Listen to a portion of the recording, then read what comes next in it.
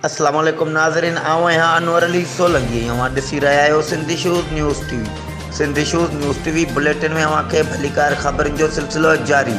ख़बर शामिल कंदासीं नौशरो फिरोज़ जे ब्यूरो चीफ मंसूर मलिक जी।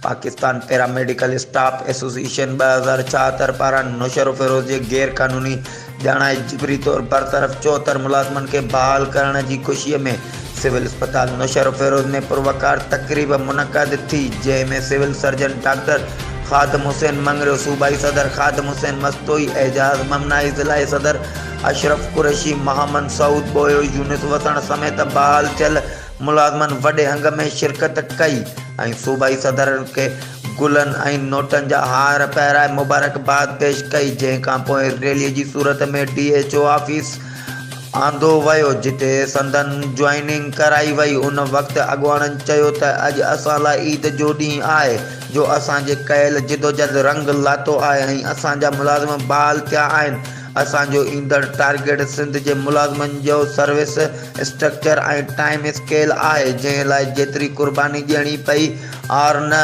कंदासीं। सूबाई सदर चयो, असांजे सूबाई काबीना वॾी हिमत ऐं जुस्तजूअ वारी आहे, जंहिं में वॾो किरदारु सूबाई चेयरमैन एजाज़ अहमद काके पोटो जो आहे, जंहिंखे पूरी सिंध बाबाए पैरामेडिकल जे नाले सां यादि करे थी। ही हुयूं हिन वक़्त ताईं जूं अपडेट्स। वधीक ख़बरुनि ऐं अपडेट्स लाइ ॾिसंदा रहो सिंधी शूज़ न्यूज़ टीवी।